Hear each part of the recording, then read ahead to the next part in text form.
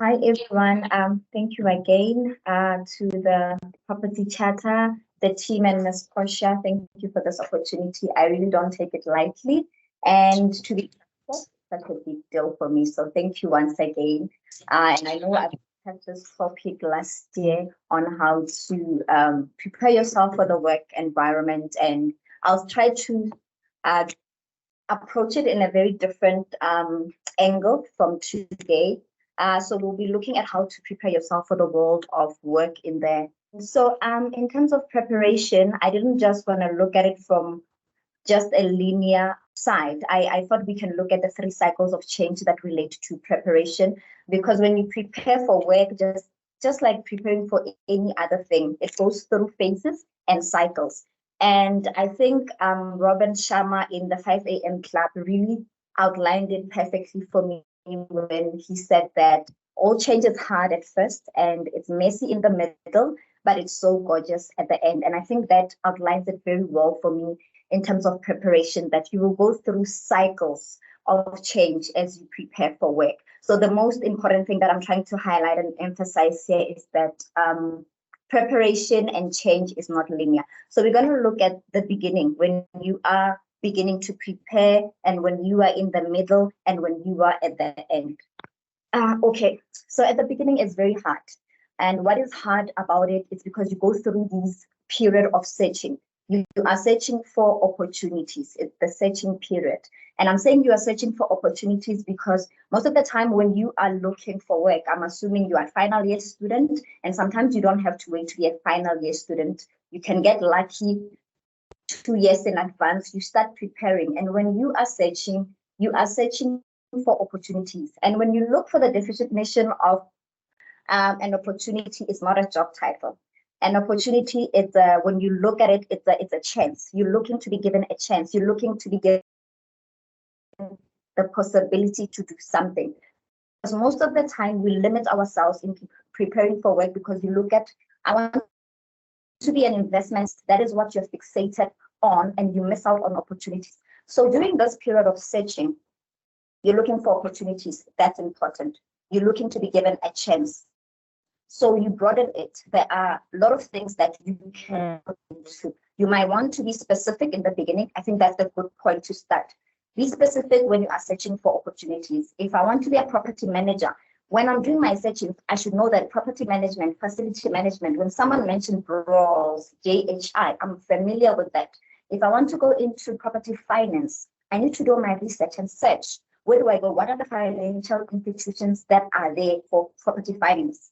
Investec, Nedbank. So this is critical. You need to understand what are you searching for. It's a specific for you. But at the same time, you need to also broaden your searching. Don't limit yourself. I thought I would be an investment analyst by now, but here I am. I'm working in a different organization, totally different from that. Do I still want to be an investment analyst? For sure. But because I'm still in that stage, I won't let go of opportunities. So in this critical stage, open yourself to other opportunities and be sure what you are looking for. What specific company offers what? That is the searching period. And why is it hard? Because it's frustrating. You don't know what to get what, and some opportunities are not there. You might need to communicate with someone. So do your research, know where you want to go, what is it that you want to do. But as I said, you are looking for opportunities. You are not looking for titles. That will limit you and that will frustrate you. And then you also do a lot of waiting in this cycle of change. You're going to wait a lot. There will be a time where there's silence. They're not replying. There's nothing that's happening. Deal with it. It's a reality, and we all go through that. You're going to wait at some point where nothing is happening. But like I said, it's a cycle. Once you understand that it's a cycle, you know that this period will be over. But when you don't understand that it's just a season, you become and you embody that, and you will stop searching. And with this waiting also come the rejections. You will be rejected a lot. Get over it, and don't define yourself by a rejection. Like I said, if you are rejected for an opportunity, they're not rejecting Thato. It does not mean that it happens. There was someone who was best at that point. My time will come. So you wait and you are rejected. You deal with it. What do you do now? identify the season. So this is the season that is hard, the waiting, the rejection, but what needs to be done. And that is the main thing that I want us to focus on. In every cycle, you need to know what to do. So the first thing is communication.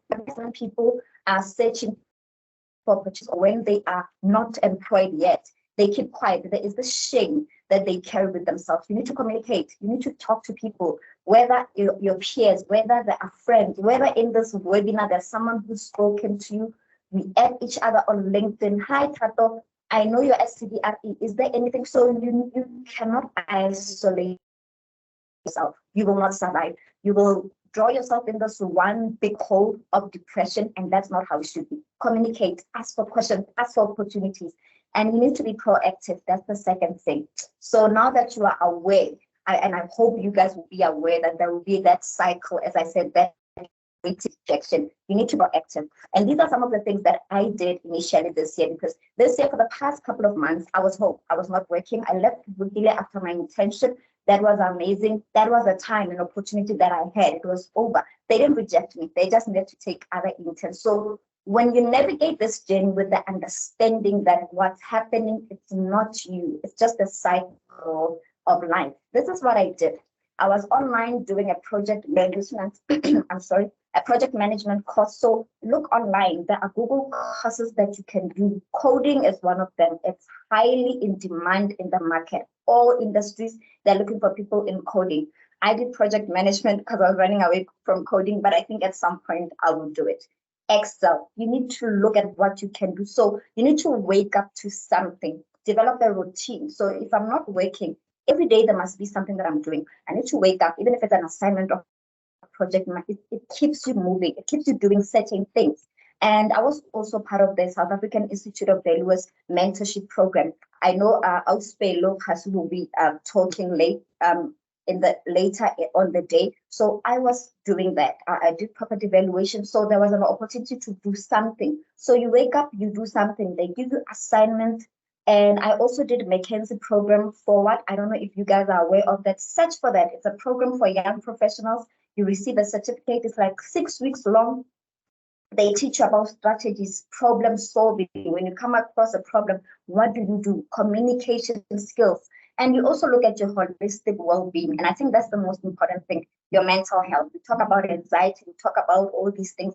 If you have to be off social media, I do that a lot. You know, when you're not working and you see people coffees at the office, you're human. It will affect you. If you need to isolate yourself from that social media for a while, do that. And if you need to take a walk, if you need to, I go to the gym. I'm glad Lindo is here. I love running. So it keeps you sane. You need to be able to do something. And the last thing here is interview preparation. When I was still home, I knew that I was listening to webinars about interview. I've done interviews before, but I made sure that when that interview comes, I'm going to nail it.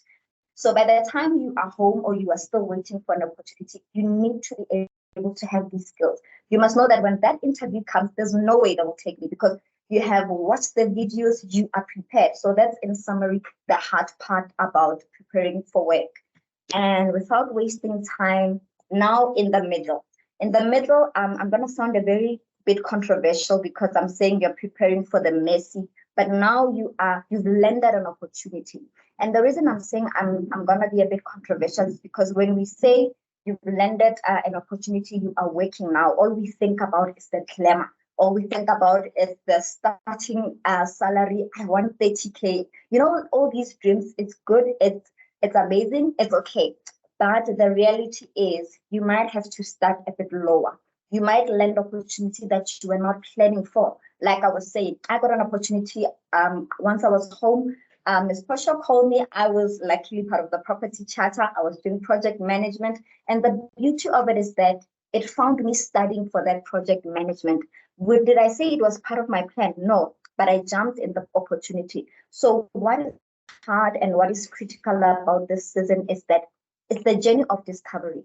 You don't know yourself. I might have said that I want to be an investment analyst. I haven't gotten that opportunity. So it's a journey of discovery. And once you start working, you will discover that excuse me, maybe my communication skill is not up to par. You realize the weaknesses, you realize the strength, and that's important because it takes me to the next point. You are building skill sets. So you need to be aware once you attain an opportunity, what is it that you need to work on? What is it that you are good at? What is it that you feel that, no, this is flowing. So you are building skill sets. And it's very important to look at skill sets because we normalize looking at titles. And on one person, I don't like focusing on titles because they limit people. So look at skill sets that you are building in that opportunity that you are given. And also failures. When you start working, you will fail. There will be a point where you're given a task and you will fail. It's part of the process. You go to your manager, you communicate, maybe I'm struggling with this, but I need to highlight that it's part of the journey. Don't be too hard on yourself. Don't allow yourself to be defined by one task, okay? And I said that opportunity is missed by most people. Okay, not I, but it's the quote that I also put there. It's missed by most people because it is dressed in overalls and looks like work. So that's how opportunity looks like. Don't look for glamorous. You look for that, but if it doesn't come in that way, you will miss out on discovering beautiful journey. You will miss out on building amazing skill sets. So when work comes representing itself, take it and jump onto it. So what do we do? Like I said, what do you do when you now landed an opportunity? You are in the middle of the messy cycle. I think the most important thing is the personal values and principles. Wherever you land, at any opportunity, at any organization, you need to have personal values and principles. For example, you get into, I was at Vukile. At Vukile is different from CBRE. CBRE is different from Property Charter. Learn to navigate the culture of the company. If you get to PSCC and Ms. Portia says, this is how we do things, you acknowledge that, you follow that. Give yourself time to adjust and navigate. I know we are excited for this big opportunity. I've studied, I have my master's in investment. I need to show that. No, you need to pace yourself. And in that, you get to realize what is missing. For myself, I would say one principle that I live by that I have noticed most organizations, maybe not all, but when I get into an organization, excellence. Whether it's answer call, Ms. Portia said, presenting to the board, the little things you do with excellence. So I realized that people compartmentalize excellence and say, no, excellence is only reserved for big tasks. If it's typing an email, you greet, you ask, I hope you are well at the end. It's the little things like that. So that's my value, excellence. And the second thing is kindness. Navigating the workplace is hard. You need different personalities. So one thing that I always say that when I leave an organization, they need to know that that girl was excellent and that girl was kind. There's that humanity that we need to bring into the workplace. So define that for yourself. What is that personal value or principle? And then relationships, these are very important. When you get into the workplace, you need to build that professional, and I specify that, not romantic. If it happens, it happens. But I mean, you need to build professional relationships that you can be able to lend a call and say, I don't know if Unati is here. Hey, Unati, I'm at CBRE. This is what's happening. Am I happy? Am I not happy? But you build that. Even after this career workshop, that people will be speaking here. Their emails are there. There is LinkedIn. Drop in something. Hey, Thato, what's up? You build that in the workplace. You're not there to play. So you need to build that. You make the most, because you don't know how long you will be there. And once you also landed an opportunity, you need curiosity and hunger. I mentioned this because I realized when you start working, it's your first, your second year, you sort of get used to things because somehow you forgot how it felt to not have a job. But it gets so easily discouraging when you see people landing opportunities and they become complacent. You need to always remain curious. You need to remain hungry. You need to ask questions. You need to be curious and hungry. I think that's how I can put it. And the last one, I'm sorry, I'm using my phone, so it's a bit, the blueprint of your career journey. This is important. I know we all have a plan that, okay, after varsity, like I said, I want to be an investment analyst. I studied investments, that's it. And I did property evaluation, that's it. But sometimes it's good to have that. This is the journey that you want. But once you get into work and discovering that and realizing some of the skills that you have, some that you need to build on, I think you need to restart again and have sort of a blueprint, because now you would have explaining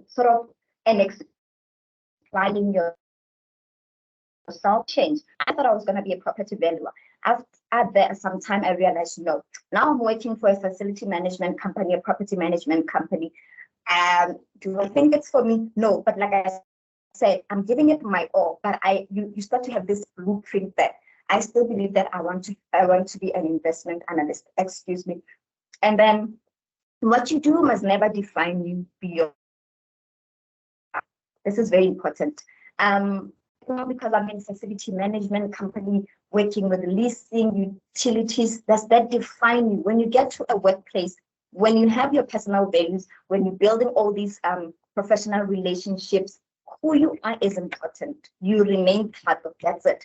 Thato has her own values, has her own beliefs. So once things go well, once things go wrong, I remain intact. So whatever job opportunity you're going to land, whatever you are doing, you must know it must not define you beyond who you are.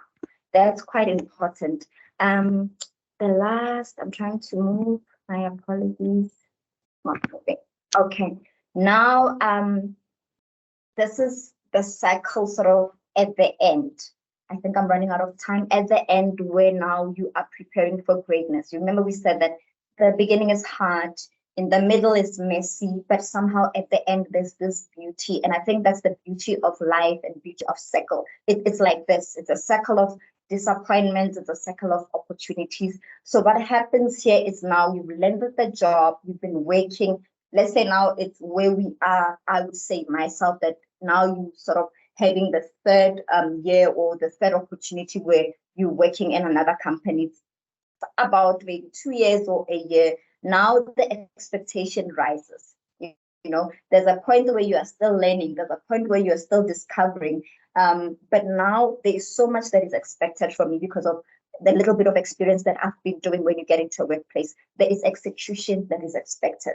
And that does not mean that you won't be confused, you won't be learning. You will be, but the standard of someone who's just started working with the standard of someone who's been at work, it will totally be different. So once a year or two has passed while you have been working, you've been in the workspace, you must know that execution is expected on another level. Even when you are beginning, it is expected, but there will be a room for grace and mercy. Even here, it will be there, but I want to highlight how important it is that now you've been there, you've been doing the work, you found yourself. You know how Thato works. I know that I can do this and I can do this excellently. You need to apply yourself. You need to do more. So more is expected in this. And then there are some of the things that you will discover. Some that you are naturally born good with them as you receive. I put feedback at the end, but I think I would like to discuss it just to highlight the other areas that are there. You need to learn to always ask for feedback. It's your manager and also your peers. They tell you, no, Thato, I think when it comes to this, you're not doing well. When it comes to this, you are doing well. In that, it makes you relax and be comfortable with some of the things that, sure, when it comes to speaking, people believe that, no, Thato, you do well in presentations. So you take that feedback. You do it well, and then you learn, okay, what area of growth do I need to grow in, in the workplace? Feedback allows you to reflect and to also look at the things that you're naturally good at. It also helps you in the areas of growth that you need to look into. And I think I've covered everything. So I think I made it a very bit broad so that you guys can be able to identify that changes and preparations, they're not linear. They come in cycles. What do I need to do? What do I identify in each cycle? And yeah, it's not easy. And I think this is my last slide, that when you discovered yourself, that Okay, I think I'm good with presentation. Okay, I think I'm good with Excel. Okay, on this. Now what you need to do is you remain humble. Even if you are now or just yet too confident, it has to be arrogant. Don't do that. Remain humble. Remain humble. Have that mindset of and I need to continually be happy for me. So yeah, I think in a nutshell, that's it from me. And I hope it made sense. Thank you so much. I don't think I wasted time, right on time. Thank you so much, Ms. Posha, for this opportunity. And thank you everyone for being here. And I'll take questions. I see a question there.